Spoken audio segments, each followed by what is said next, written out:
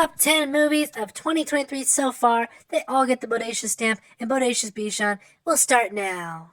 Hello, moviegoers. Bodacious Bichon is back. You know what I like to do. You know what I'm here for. Film all day, right? Film. I love it. So today I'm doing a top 10 on the best films in the first half of 2023. Took me a bit of time, and I had to scratch a couple off just because a few releases came out, and I was like, ooh, okay. But we're definitely at the midpoint, a little past the midpoint, but better late than never, right? So let's kick it off. Number 10. Take your guess. It's going to blow you away because it did not succeed at the box office. Number 10 is going to be Haunted Mansion. I can hear everyone gasping. I can hear y'all like, with such, like what? Haunted Mansion?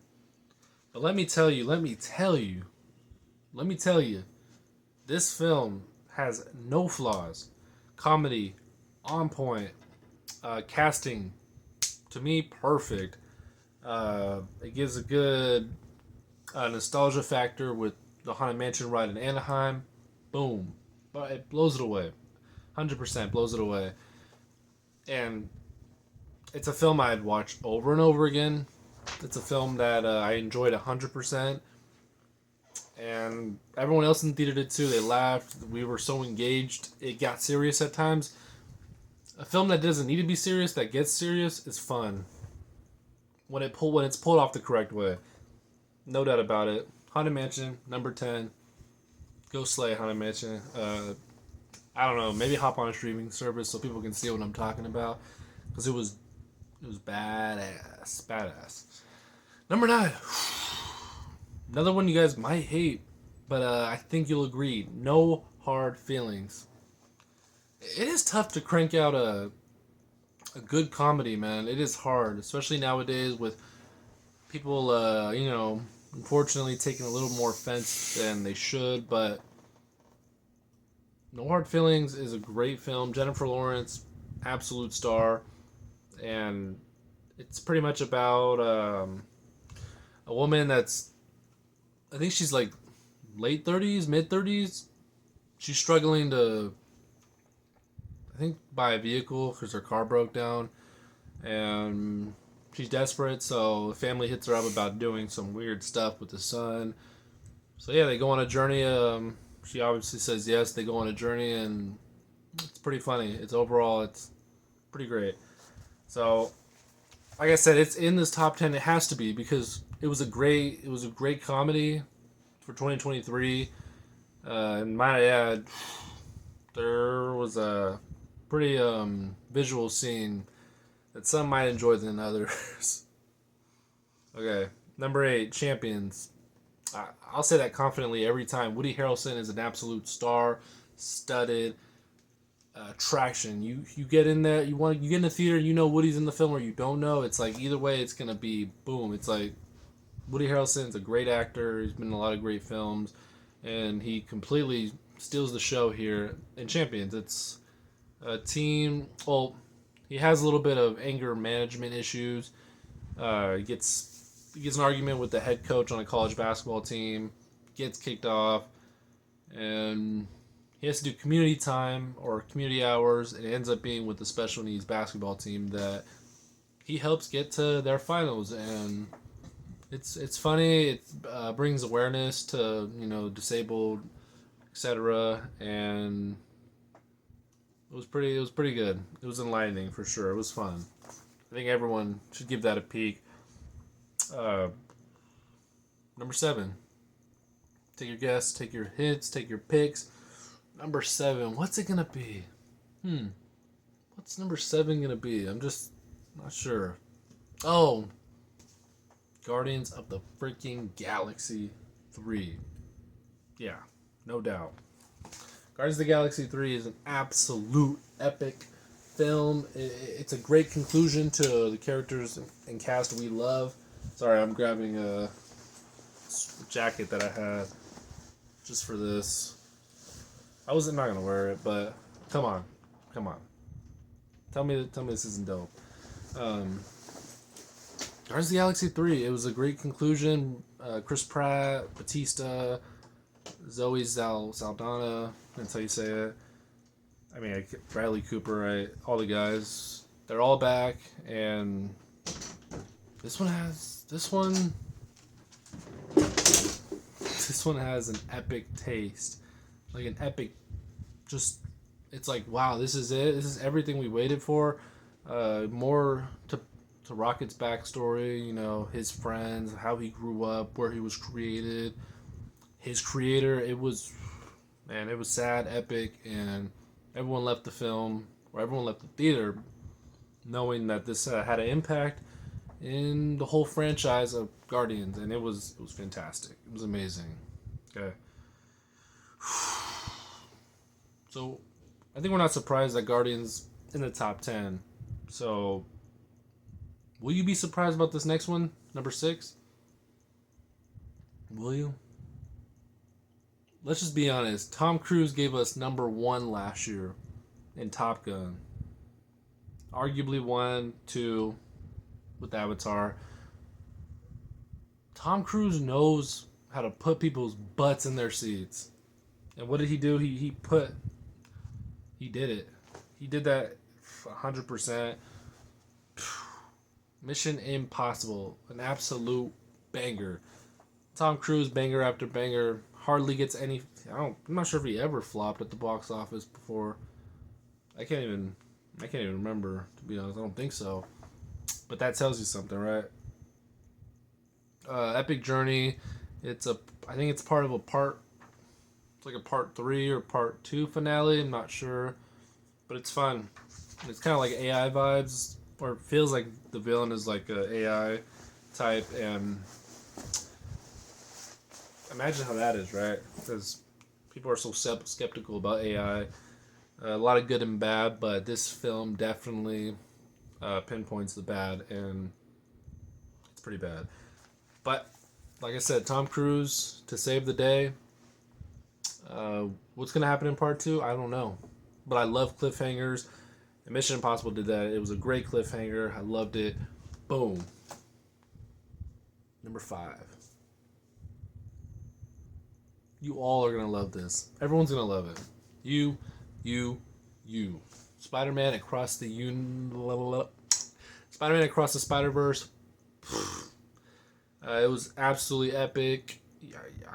I don't want to say every Spider-Man was in it, right? Because not everyone's gonna go and count how many Spider-Mans were actually in it. Yeah, there are.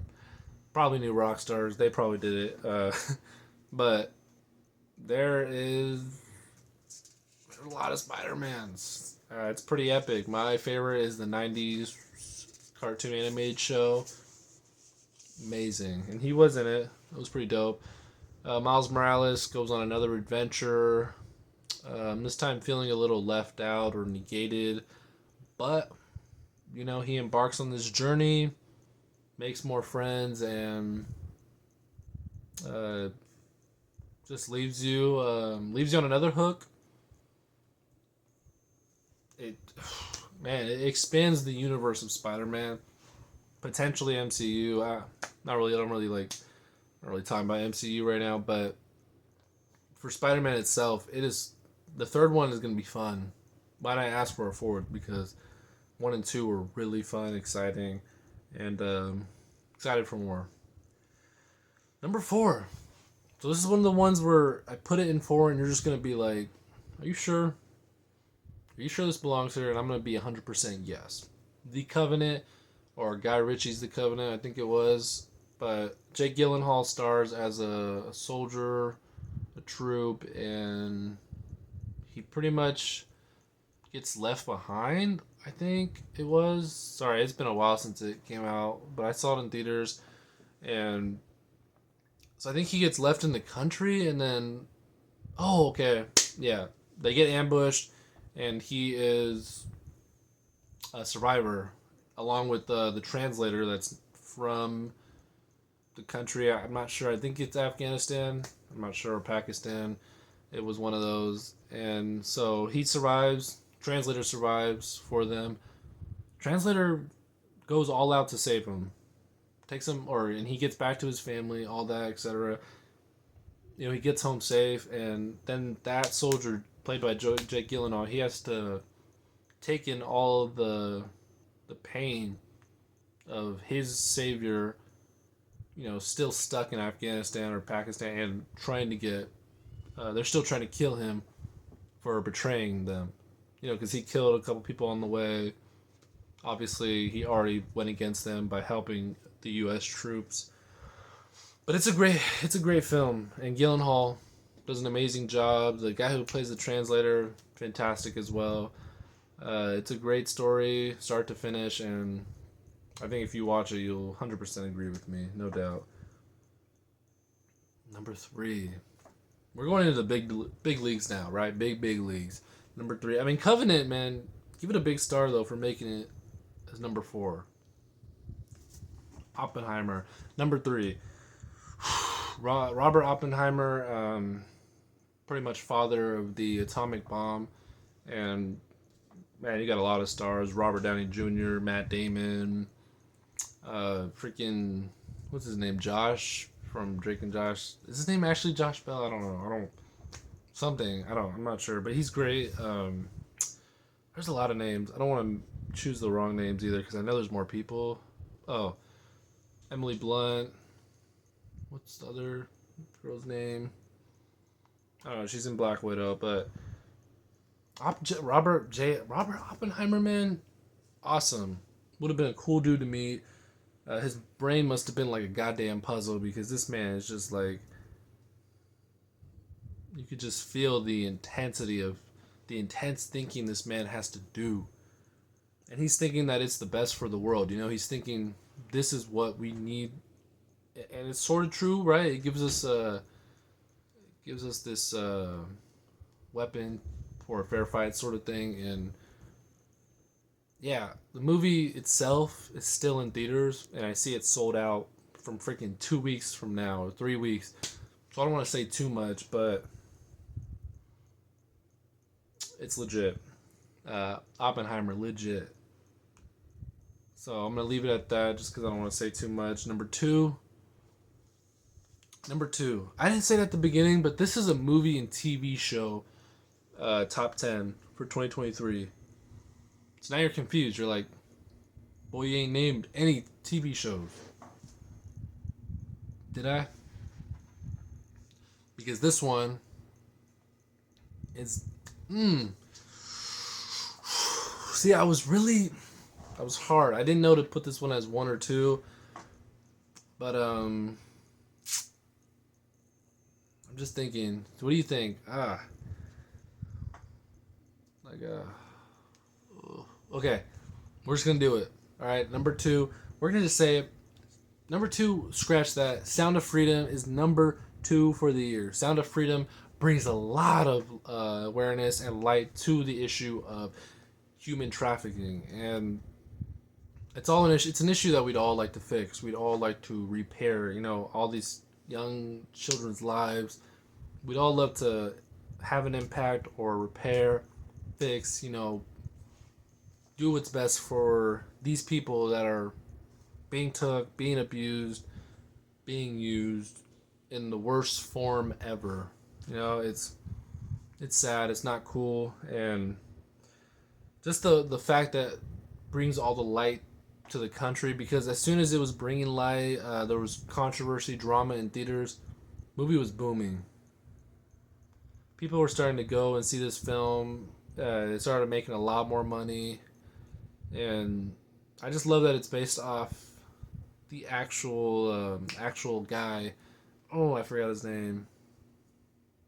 But I watched a lot of interviews. I suggest you to, because that's a man that actually went out there, got his elbows dirty, and saved some of these kids' lives, and that's a real hero. That's honestly a real hero, and no one can argue that or nor negate it, right? If you want to argue or negate that, I don't know, something's wrong with you. But that's a true hero, saving those kids' lives. It's a great guy. Movie's great, very engaging. If you haven't seen it, go see it. Angel Studios, good job, man. Number one. Okay, number one. I pretty much gave y'all a hint, right? It's a TV show, so what's it gonna be? I'll give you a hint. It starts with the. Alright, ready? I love this film or this show, man. It's called The Bear, number one. The Bear gets number one of the year so far. First of all, I've never even seen this actor. Right? I mean, this is season 2 of The Bear. It's not season 1, but I watched season 1 when season 2 came out, so I was like heavily into it. Heavily. I didn't even know who this actor is. I'm just like, but he is killing it at this chef role. I'm like, every time he's cutting his knife, every time he's using his knives, I'm just like, damn.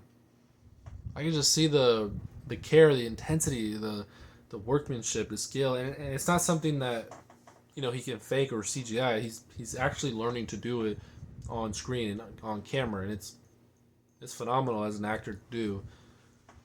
The whole cast is cool. Sydney, the baker guy, he's awesome. Right? They're naturally like a very good collective group. Why, you might ask? Why is it natural? Because it's a kitchen. The kitchen is already a team. So when you have a cast that's a team and then a kitchen that's a team, it creates a really good project, and it's phenomenal. That's just a little bit of knowledge and sense for everyone about The Bear. Like, you gotta take that in consideration. This film alone just bangs it on a lot of different tabs, and man, I can't wait for season 3. Season 2, which is the newest one that came out this year, there's this episode. It's like a family dinner one. Bruh, like the filming, the cinematography of it, that was fun, man. That was like a full-on roller coaster. It was with the whole family that you meet in season 1 and season 2, and it's like at the same time an emotional roller coaster, and it's great. And the best aspect for me is cooking. I love cooking, and the fact that you can watch it on screen and just see them kill it, and it's just, I'm telling you, go see The Bear, number one of the year. Great job. Freaking man, the chef that plays Michael, this dude dating Selena Gomez. I don't know, maybe she liked the show, I don't know, but it's just a little fun thing I've seen. But The Bear, yeah, it's legit. It's legit. Oh my god, I didn't even name the cousin. He says cousin a million times in the show. He's dope. But that's my top 10. In case maybe you're tuning in a little late, you can number 10, Haunted Mansion, No Hard Feelings, Champions, Guardians of the Galaxy 3, Mission Impossible, Spider-Man, Cross the Spider-Verse, The Covenant, Oppenheimer, Sound of Freedom, and then Bear is number 1. So that is my top 10 films of 2023 so far. Tune in for the next, we'll say end of the year, for the rest of see if it's the same or not, right? I don't think it will be, but we'll see. So, Bodacious Bichon, thanks you. Go see a movie this weekend. I don't know. I think what's it? Yeah, the voyage. I think it's the last voyage of the Demeter, something like that. Have a good weekend. Wish all is great. Bye. Now I know Bodacious Bichon says it plenty enough, but he does appreciate you. I appreciate you. I hope you enjoyed his top 10, and you guys should give your opinion. Bye-bye.